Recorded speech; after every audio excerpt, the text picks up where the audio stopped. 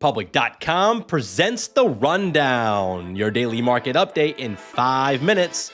My name is Zaid Admani, and today is Wednesday, April 16th. In today's episode, we tell you about why everyone is talking about the death cross and what it means for the stock market. We also tell you why OpenAI is looking to build their own social network and why Nvidia has to take a $5.5 billion hit because of the trade war with China. Then stick around to the end of the show to find out why Mark Zuckerberg thought about spinning out Instagram into a separate company. We got a great show for you today.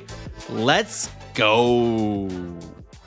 Tuesday was another up and down day for the markets. Stocks once again started off pretty hot, but ultimately fizzled out throughout the day, finishing in the red. The S&P 500 was down 0.2%, and the Nasdaq was down less than 0.1%. That put an end to a 3-day win streak for both of these indices. Now, I do need to mention something big that just happened yesterday that the chart nerds can't stop talking about. It's called the death cross, and the S&P 500 just experienced it yesterday. The death cross is a term used by technical analysis people. It's when the 50-day moving average dips below the 200-day moving average. If you pull up the chart of the S&P 500 and add in a line of the 50-day moving average and a line for the 200-day moving average, you'll see that the 50-day moving average crossed over the 200-day average yesterday. And that's historically been a bad omen. It's a sign that the market is losing momentum. In fact, the last time the S&P had a death cross was back in March of 2022, and just a month later, the S&P was down 5% and had a maximum drawdown of 12% following that cross. So that's why this is called the death cross. Pretty scary name, but the good news is that during the past 20 instances of a death cross, the S&P 500 was higher 80% of the time just 1 year later. This is according to the Dow Jones market data. Now, there is a lot of uncertainty this time around tariffs and trade wars, so we'll see what happens this time. Let's talk about OpenAI because they're reportedly working on building their own social network. This is according to reporting from The Verge. Now, the social network is rumored to be like Twitter, but powered by AI and potentially integrated into ChatGPT. There's no details on if this will be a standalone app or built into the ChatGPT app, which I really hope they don't do. But if this does happen, it's going to escalate the beef between OpenAI CEO Sam Altman and Elon Musk. Elon was actually a founder of OpenAI, but he left back in 2018.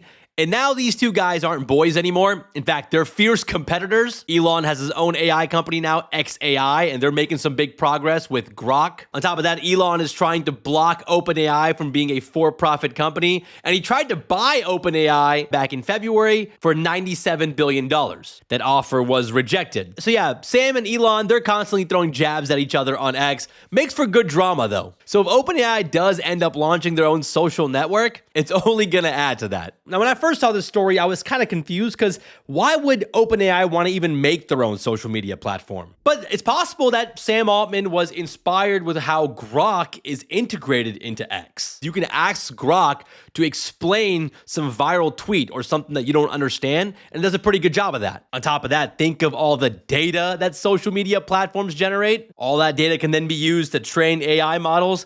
So, you know what? I can understand why OpenAI wants to go down the social media route. I just don't want another social media platform to join. I think we're good there. Let's shift gears and talk about Figma. The design software startup has confidentially filed for an IPO with the SEC. So this means the company is testing the waters to see what the demand for their IPO would be before fully committing to go public. Now, Figma is interesting because back in 2022, Adobe actually tried to buy Figma for $20 billion, but that deal was blocked by regulators in the UK. And as a result, Adobe had to pay Figma a $1 billion breakup fee. Now, these days, Figma is estimated to be valued at $12.5 billion. That's based on their most recent money raise, which was back in 2024. So that's a pretty big haircut from what Adobe was willing to pay. So I wonder what the public market thinks that Figma is actually worth. We might find out soon enough. The timing of this is pretty interesting, though, because the IPO market has gone pretty cold recently.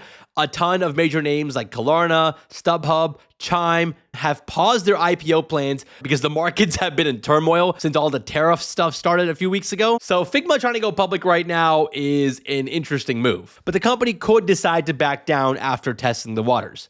we'll see what they end up doing. I actually wonder what Figma would be like today if Adobe was allowed to move forward with the acquisition. Now, personally, I've never used Figma, but I know a lot of people that use it all the time. Now, I use a few Adobe software, mostly for editing, and let's just say it can be pretty frustrating at times. So the Figma stands out there. Please let me know in the comments what you think about Figma going public. And would they just be better off if they were under Adobe? I mean, the founders and employees that own Figma stock would definitely be richer if Adobe was allowed to buy them.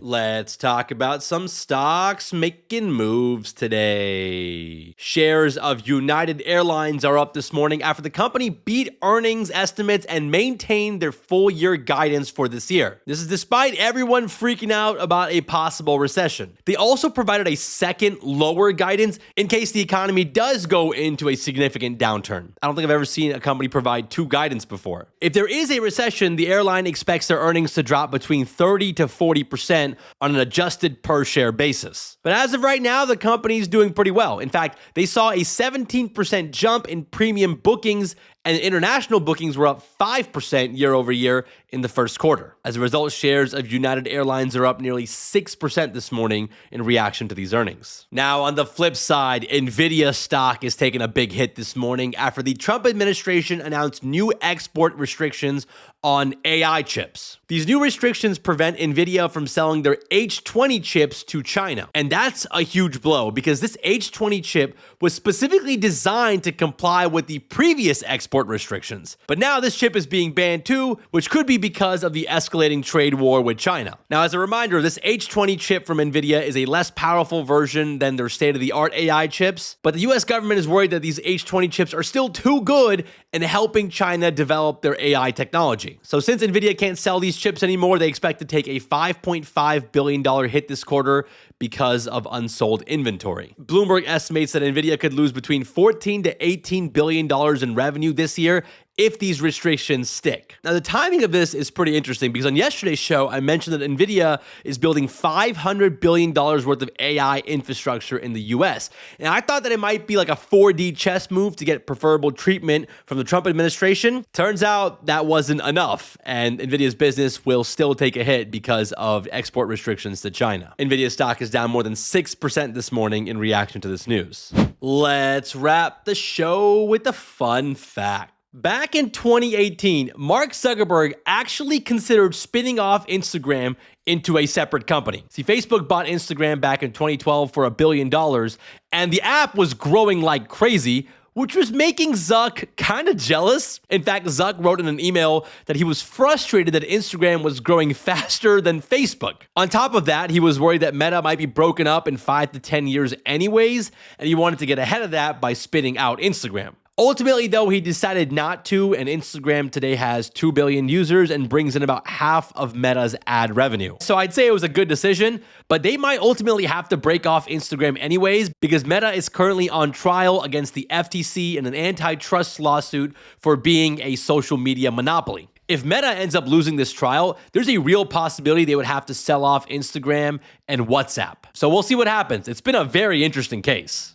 Well, all right, guys, that's the rundown for today. Hope you guys enjoyed today's episode.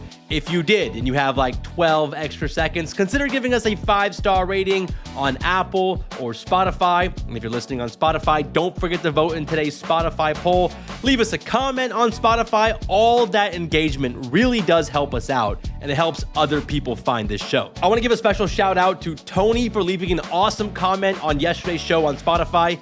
He recommended that Houston be called Chip City because of all the moves the city is making in AI. Honestly, I love that recommendation. I'm going to bring it up at the next city council meeting. So shout out to Tony. Thank you guys again for listening. Shout out to Mike and Connor for all the help behind the scenes. And we'll see you guys back here tomorrow.